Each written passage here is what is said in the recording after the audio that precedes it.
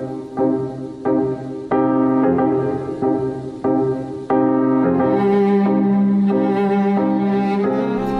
to episode 1 of Arcanum Theurgy, a podcast of all things occult and esoteric.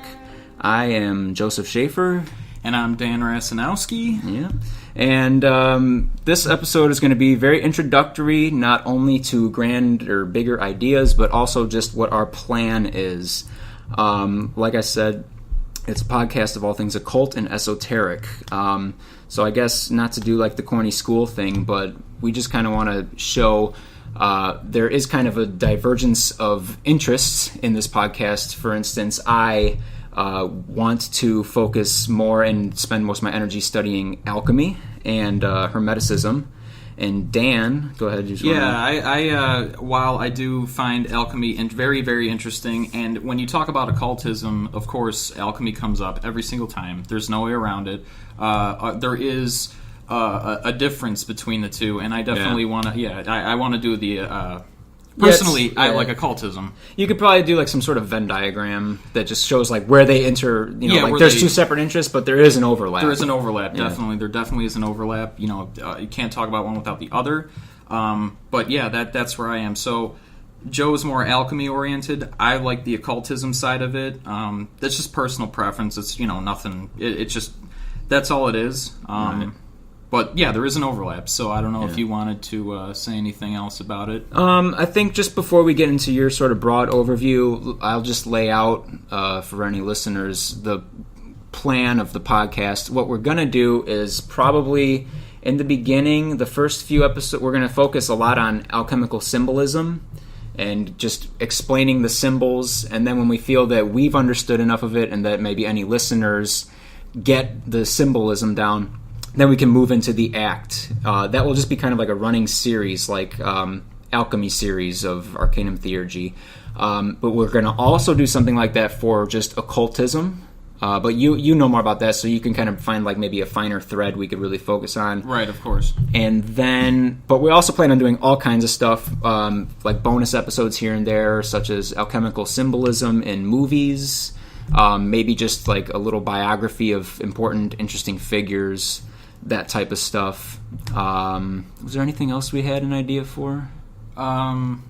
Interviews, perhaps? There's possibly interviews. Yeah. I mean, you definitely want to talk about, we're not going to attempt any sort of rituals or practices on here. Right. Because as far as this stuff goes, it might just, completely fuck you up. It could be this could have real consequences. You don't know that. I mean, this is very esoteric and deep stuff, so it's like we're not going to practice anything, but we're definitely going to talk about rituals and how to practice it, though we're not advocating that you do so unless you really, really know what you're doing. We definitely don't, but we just want to get that out there that yes, we are going to talk about it, we are going to try and learn, but yeah, we don't know everything about this, so we don't want to come off as, I know everything, so here you go, this is what it is.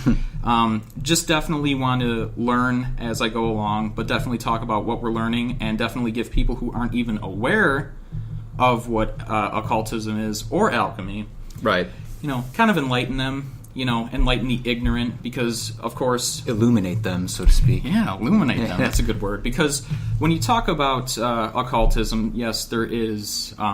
There's magic, there's spiritualism, there's divination, there is actual magic, there's practices to, summon spirits, blah, blah, blah, necromancy. But there is alchemy, and now what a lot of people don't know, which I'm about to pass it back to Joe, is that alchemy isn't literally transmuting lead into gold, like physical material. It is not Philosopher's Stone or, anything like that. Right. For the most part, the main thing, it's a more of a spiritualism type inner, Go ahead, I'll pass it back to you. I'll let you... Well, I don't have much to add because I don't want to take away from your whole big intro, but what I was going to say is, it's like you said, there's these just things that... you hear someone say occultism and you just have, like, corny pop images of, like, chubby girls in the forest, like Wicca or something like that. Right. Or if you hear alchemy, lead into gold, you try to get rich. That's the origins of chemistry. And it's like...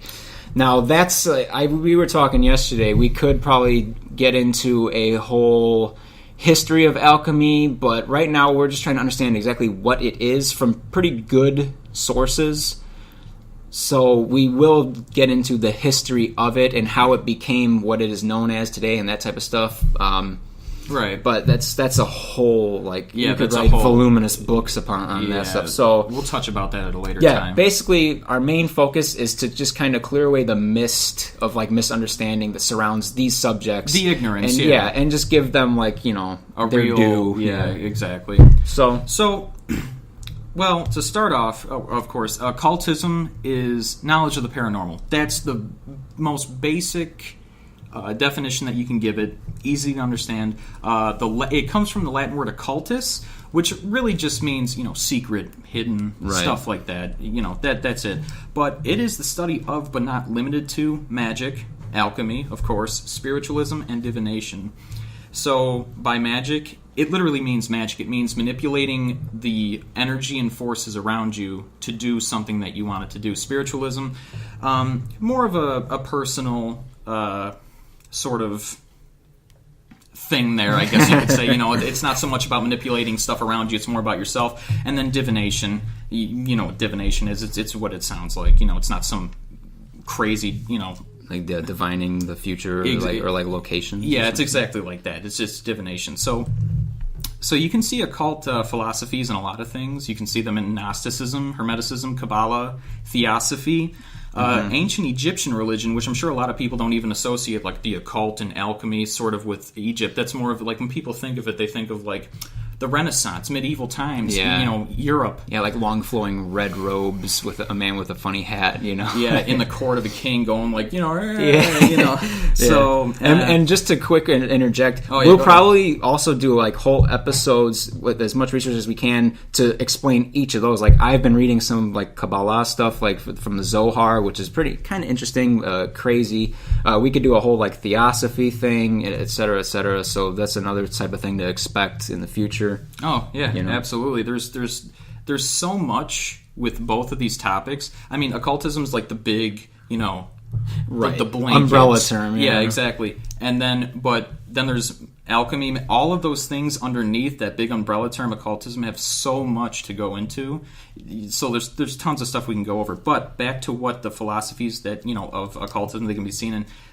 As I said, ancient Egyptian religion, Obeah, modern paganism, and Western esotericism. There's tons of symbols, tons of symbolism in all of them. Yeah. There's symbols for every single thing. There's symbols used to represent things. There's symbols used in rituals to help evoke certain things, to help evoke changes within yourself, so on and so forth. Yeah, and you can even like meditate on symbols to help something occur within your spirit. Yeah, soul, like it's like channel stuff through you. Exactly. And then there's occult science, which is kind of I guess you could say the polar opposite of natural science. You know, like there's natural science where it's like, you know, trees are green because, you know, the chlorophyll. Yeah, exactly. And it's like, you know, very cut and dry, like this is this because of this. And then occult science, which involves the Kabbalah and the tarot. Everyone knows tarot cards. Yeah, we want to talk about that too, for sure. Yeah, we'll definitely talk about those. Joe will probably talk about them because he's a little bit more keen on that. Plus, he knows how to actually use them. It's not just, you know, like, oh, the death means that misfortune, you know. Well, yeah, because you got to study the symbols. There's symbols in the cards, exactly. So Kabbalah and tarot, occult science is just the study of phenomena, but through occult means, through occult research, through finding hidden information. So there's a few big names in occult science. I'm not going to talk about them now. I will mention their names, but we're not going to delve deep into them. That'll be, of course, for later episodes as we're talking. There's Helena Blavatsky, Rudolf Steiner, and Alice Bailey. Those are some big names that, when you look into this stuff, they come up. Blavatsky I've heard of, for sure. So they have a whole bunch of just books and writings and theories about all of this stuff and a lot of practices. And then, of course, when you talk about occultism, for example, my mom thought occultism was just, you know, she thought it was some form of devil worship. She's like, isn't that, you know, when you all get together and you drink a punch full of rat poison and you all kill yourself? Or and light as a feather, stiff as a board. Yeah. and like, just like devil worship. And it's like, No, she was completely ignorant to it. I'm like, people take this stuff and make it that, and that's not what it is. Right, yeah. Well, and something that we'll touch on, too, with alchemy is it's so, like, but these original texts by these alchemists, they're so purposefully misleading and highly symbolic, and the reason for that is to weed out the people who aren't capable of it. Of understanding. That's basically it, yeah. Right, exactly. This isn't the everyman's, hobby or whatever. Like, it's, you kind of have to have something in you previously, it's like even, I'm about to go on another tangent, but yeah, basically, that's what I'm saying. Exactly.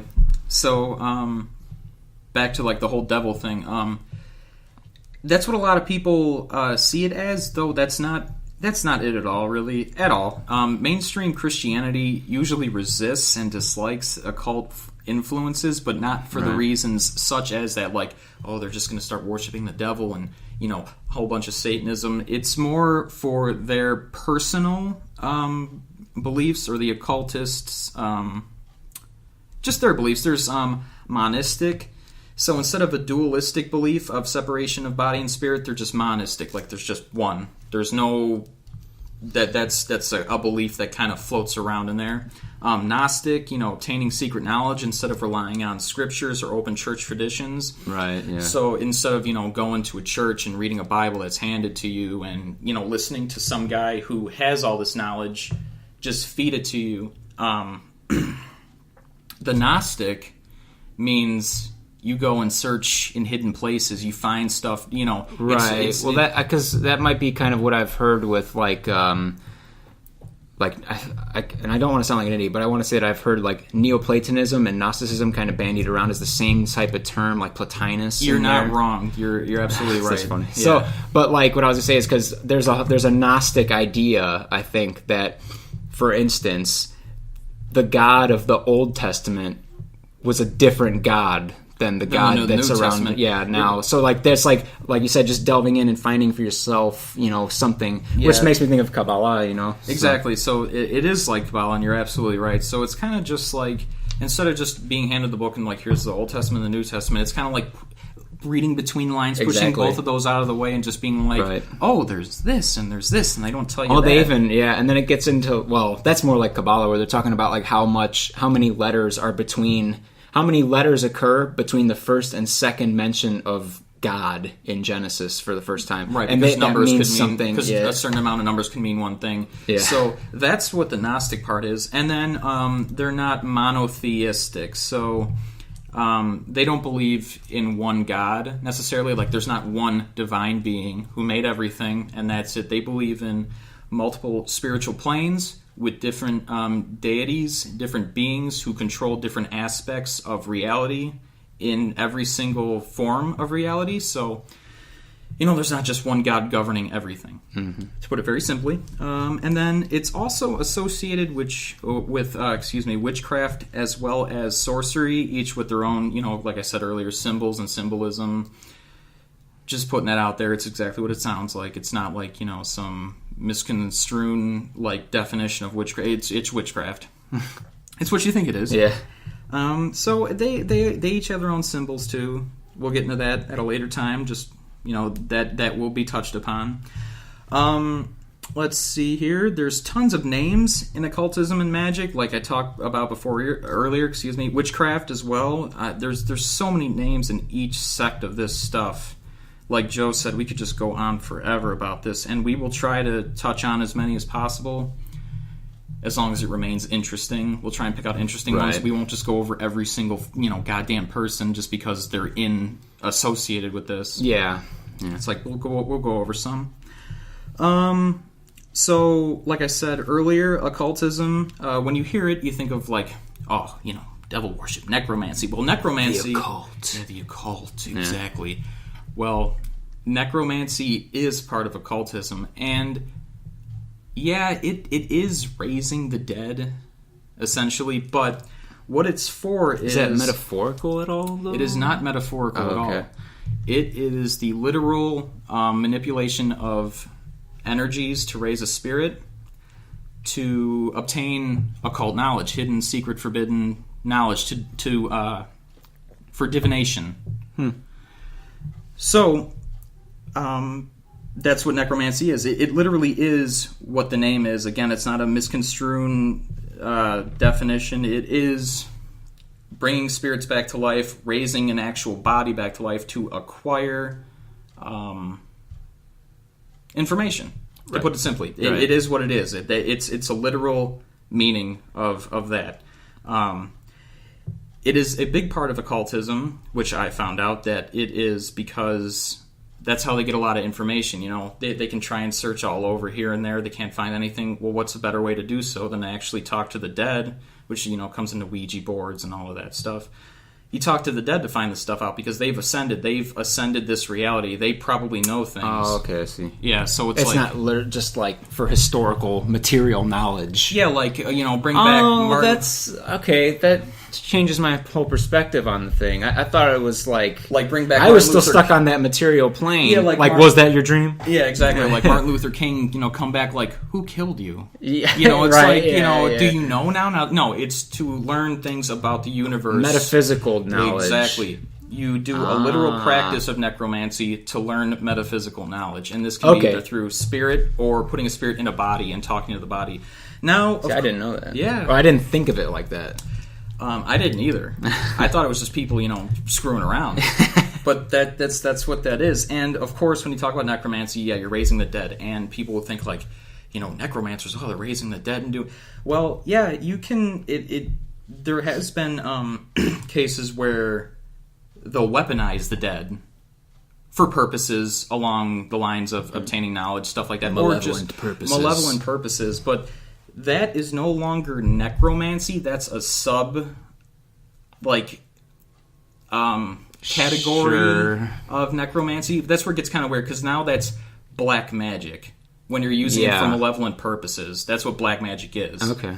So when you do that, when you weaponize it, it's black magic. But we'll get into that later as well. But that's what necromancy is for. It's for divination. And that's the main way that the occult likes to try and get knowledge, the occultists. But there's plenty of other ways too. Mm-hmm. There's text. There's rituals that don't necessarily talk to spirits. There's meditation. There's embracing death to try and understand death without actually dying. Sure, stuff like that. Yeah, and see what happens sometimes when you get into these types of topics. You find them like that theme, like you just said, like understanding death. That also can. It just happens like in other traditions. It's like that's when you get into this overlap that is pretty interesting. Mm-hmm. Like I talked to you the other day about the alchemical idea of like killing. You basically kill yourself in a sense, boil yourself down to ashes, but because to be reborn has to be dead first, and you rise from the ashes. And then I was reading about becoming a monk, an Orthodox monk, and they said, when you become a monk, the old man dies, the old man in you dies, and the new man is born. I'm like, well, it's kind of like this very similar Well, it's like reincarnation, thing, sort of type deal. Again, too, yeah. So there's just like different reincarnations, interpretations, So occultism, like I said, sounds like this big, scary, men in red robes sacrificing virgins and stuff like that, and it's like, that's what mainstream media will lead you to believe, and that's what it sounds like.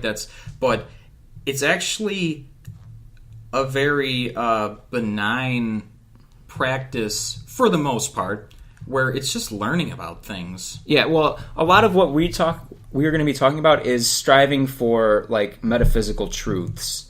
Is something that I think is coming through in what you're saying and what has come across to me and what I'm reading. So I think we could kind of just say that.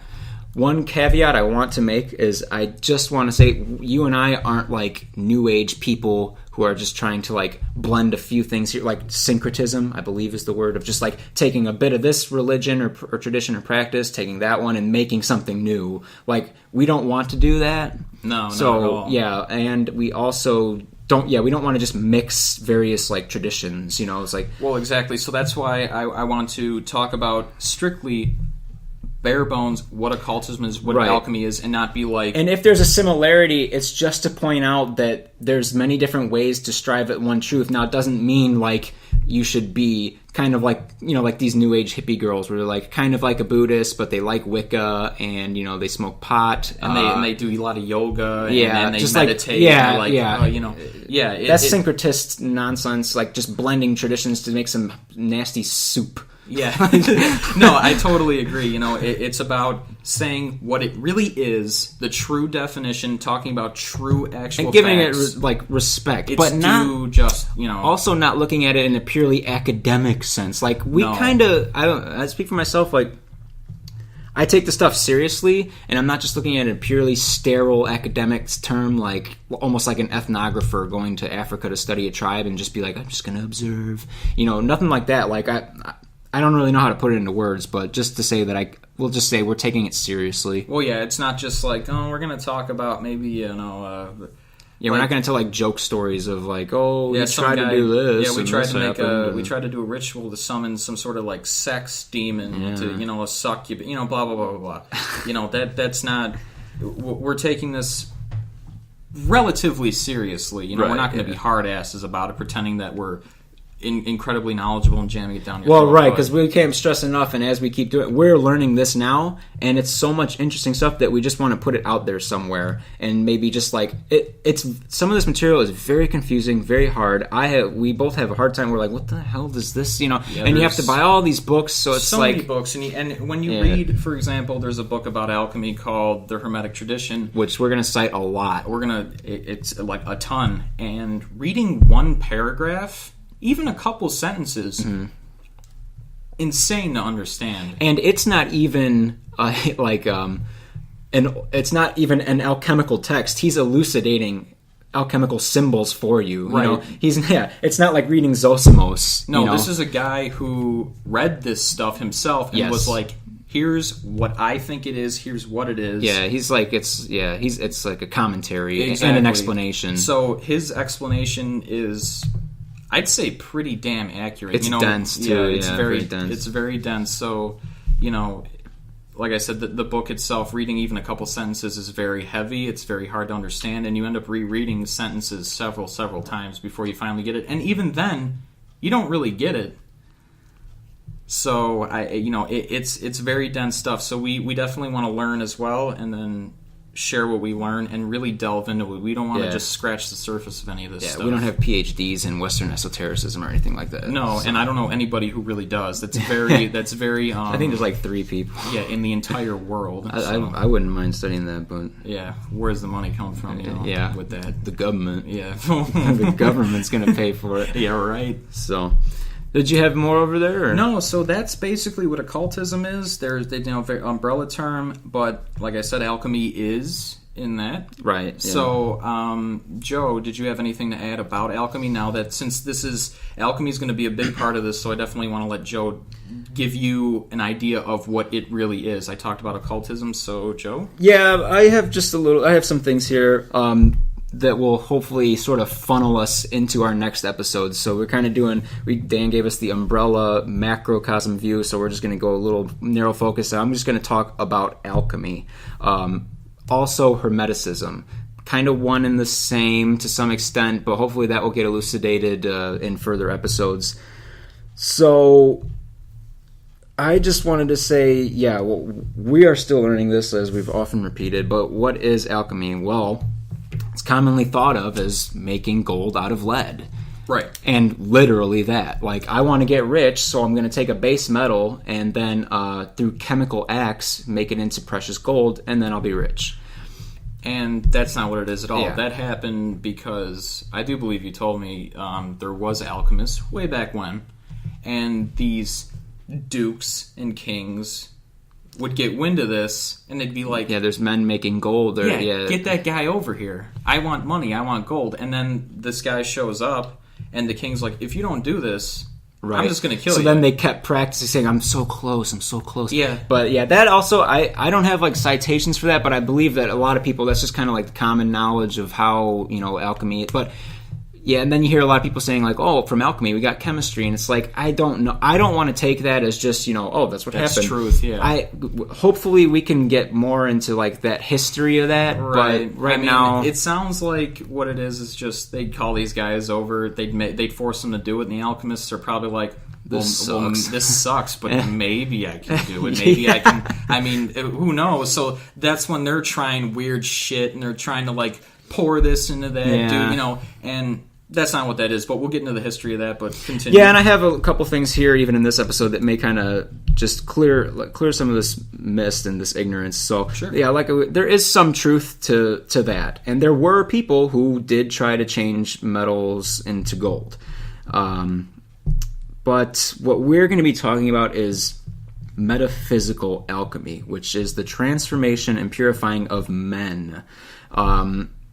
Author J.E. Serlo, he talks about this type of alchemy a little bit in the introduction of his Dictionary of Symbols, which I think is pretty much an indispensable book, by the way. But he says, quote, "Alchemy is a symbolic technique which, together with the desire for positive discoveries in the field of natural sciences," which you mentioned, sought to materialize spiritual truths. Instead of confronting the mythical dragon in their search for treasure, like Cadmus, Jason, and Siegfried, the alchemists sought to produce it by means of hard work and virtue. Their work was not aimed at a simple revelation of esoteric truths, nor was it materialistic. Both purposes coalesced, however, to achieve something which for them had the significance of the absolute," unquote. He also says, quote, "After being forgotten for a period, alchemy was reassessed as the origin of modern chemistry, and recently Bachelard, Silberer, and Jung, and others have come to see the true completeness of its meaning, at once poetic, religious, and scientific," unquote. While I like what he has to say and all, and I think there's nothing wrong with that, I just want to touch on how he mentioned Jung. In this book, Dictionary of Symbols, Serlo makes reference to Jung a lot, as is being popularized today by Jordan Peterson. If you watch any of these Jordan Peterson talks, and they're good, they're fine, I like them, I think he's interesting, I just don't think he goes far enough with a lot of his stuff, and he basically is just saying, just be a good member of liberal society, everybody. But he's talking about Jung a lot, and Jung wrote quite a bit about alchemy, but I just think it's important to point out something that Julius Evola wrote in the book we've already mentioned, The Hermetic Tradition.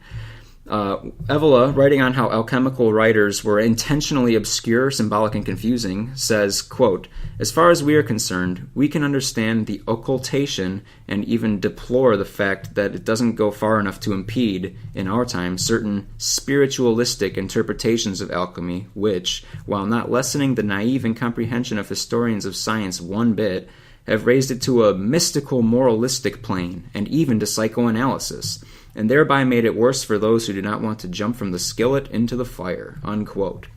Now, right after that mention of psychoanalysis, there's a footnote which reads, "This is what the psychoanalyst C.G. Jung has done systematically in his work Psychology and Alchemy on the basis of the unconscious or projections of the unconscious and the like." I read that as though he sounds just a bit annoyed at the psychological interpretation of the royal art of the Hermetic Tradition and alchemy. It seems like that. It's like he's saying, no, that you don't look at these alchemical symbols as representations of growing. Literal, oh, okay. Like as a person. Oh, okay. Yeah. Now they can kind of carry over and they have certain significance, but what I want to stress is, and which will become clear in the further episodes when we move from just symbolism to the art, the practice of it, it's a real process that is just conveyed through highly symbolic language, metaphors, and obscure references. Like you said, that's to weed out the people who right can't. So if you now, sorry, just real quick, I was go ahead. No, I was just going to say the whole reason they do that is because if you understand it, you can practice it. But if you don't, you're going to back away, because if you attempt to do so, right, you can really screw yourself up. But continue. Which, yeah, I'll touch on that too. Yeah. But I mean, and I like Jung. I have nothing against him. I love reading about what he has to say about dreams. I mean, maybe we can touch on that a little bit. And he had a whole. He's gotten plenty of books on alchemy, like 3 huge volumes on alchemy and psychology. I have one that maybe we can make reference to here or there, but yeah, I just think that it's kind of a misappropriation or a misunderstanding that can yield benefits, but I just want to stress alchemy is its own thing that has its own purpose. It doesn't just represent the growth of the ego. Well, I don't know. I'm kind of digging myself in a hole here, but that's all I wanted to say is just if you got anything Well, from it's that. a learning process. We're still trying to discover it. We're not, So. Well, Evola just doesn't seem too keen on the idea that alchemy is being used in psychoanalysis. Oh, all I want to say. That makes sense. Yeah. It's a real thing. It's not some this just means that you want to be a better person and you want to grow. Yeah, or there's inner turmoil, but that's where. Yeah, I don't want to get too much because I feel like I'm saying things that I don't understand or am thinking of how no, that kind of is there, but. Like I said, in further episodes, hopefully that'll become clear. You know what I mean? Yeah, we'll actually have a very minor but nonetheless grasp on what they're really talking about with it. Yeah, to the best of our ability. Exactly. Yes.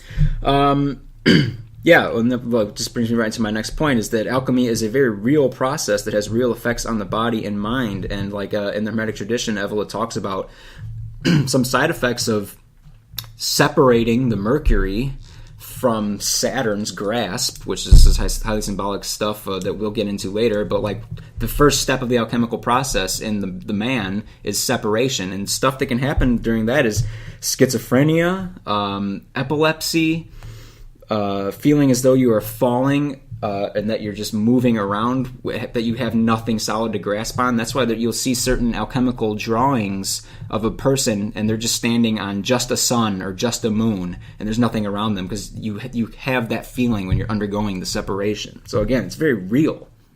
It's not like dream analysis. Right. Right. And he makes reference to feeling that you're falling just when you're standing up, and that he says during the separation, every night before you go to bed, excuse me, you'll get that falling feeling. Right. What everyone around the world knows it. Right.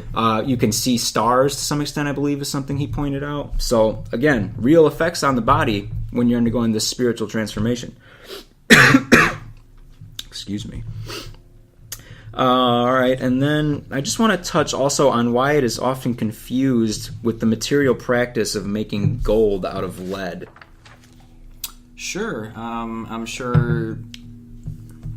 I mean, I think like what I said earlier about the whole thing, where it's come to my court or come to my my kingdom and do this stuff for me. I think that is part of it, but I'm sure there's something else going on. Well, and it's also, like we touched on too, the symbolism, which is there to sort of weed out those who are incapable. So what is that symbolism? It's all metals. You go from mercury, mercury and lead, silver, sulfur, gold. So all these metal symbols that people read as talking about the actual metals themselves is one thing that just kind of turns you, they're making gold. Literally with their hands, material. They're trying to make gold, which is not what they're doing. But that symbolism, I think, throws a lot of people off. And throughout history, not just like modern people trying to understand it, but these kings that then command someone to make gold for them. So, for instance, I have a quote here on the metallic symbolism. In the Introduction to Magic, a book edited by Julius Evola, and what I'm coming to see can actually be read as somewhat of a companion to the Hermetic tradition.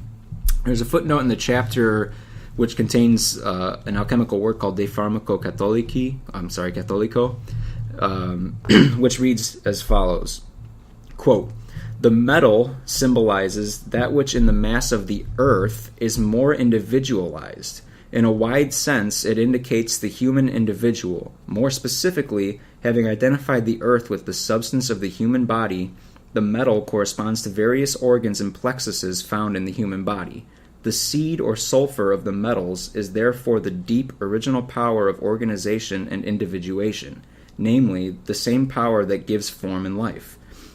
This power should not be imagined to be far away in the heavens, but it is immanent and can be individuated and dominated through the art, capital A art, thus becoming the, quote, magical philosophical fire, unquote, unquote." So it's a symbolism. It means something. There's more there, which then this is why you come across often the Latin phrase of the alchemists, aurum nostrum non est aurum vulgi. Our gold is not the vulgar gold or the common gold. They're talking about something different. It's not literal gold. Right. Yeah. So, this highly symbolic language of alchemy makes it very hard to understand, in the beginning. You basically need the symbols clarified first to the best of your ability, or the conveyor's ability, which is what we hope to do in the following few episodes. Maybe at least just some important ones, maybe 2 or 3 per episode. And if we feel that maybe you need a few more, we could do it. Yeah. But that's the game plan for now. But again, like we said, when we get other ideas for things, we make episodes just about various things, all under this big umbrella, Yeah, it'll be structured, so it won't be hard to follow. We'll definitely take it step by step, and we won't just jump around. We'll start with symbols, what they mean, talk about them, maybe the people within it, and then we'll talk about the practice, or however you see fit, because you seem to. I think if we just follow Evola's plan in the Hermetic tradition, that should be good. But then maybe even like just a footnote thing of like if people pop up, we could, if they're interesting, Oh yeah, absolutely. And then if we need to catch up on some studying or research to sort of like, we're not ready for these next couple of, we need to really delve a little bit, then we could just do like an interesting filler episode, like we said, like Hermetic symbolism in certain movies or something like that, which is still fascinating. Yeah, definitely. I love that. It's still within this realm, but it just doesn't require poring over dense texts for right. Exactly. And we both go to work, so it's like this is our kind of our hobby, right? So yeah, we don't have all the time in the world. I wish. Me too. Like if we could just research this stuff forever, yeah, that'd be cool. But we'll definitely take everybody who decides to listen to this podcast and is interested in it along with us. We won't leave you in the dust. That's the whole point of this. So it does sound very intimidating, especially with the alchemy, but we will bring you along with us. You'll be at the same level as we are, hopefully. So yeah. So I guess that's it for now. Just that's episode 1 of Arcanum Theurgy. We just wanted to get an intro out there and talk about what this is and what we're going to aim for about. Like once a week. Once a week. We're going to try and do it every Saturday. Record on weekends. Yeah, weekends when we have off and everything. But that is the schedule for now. But yeah, like I said, we just wanted to give an introduction about what we're going to be talking about, the 2 different sides, everything we know so far. Just like I said, very quick introduction. Not go too crazy and completely turn everyone off from it. So, like I said, that is Arcanum Theurgy, and I'm Dan Rasanowski. I'm Joseph Schaefer, and we'll see you guys next time. Take care. So long.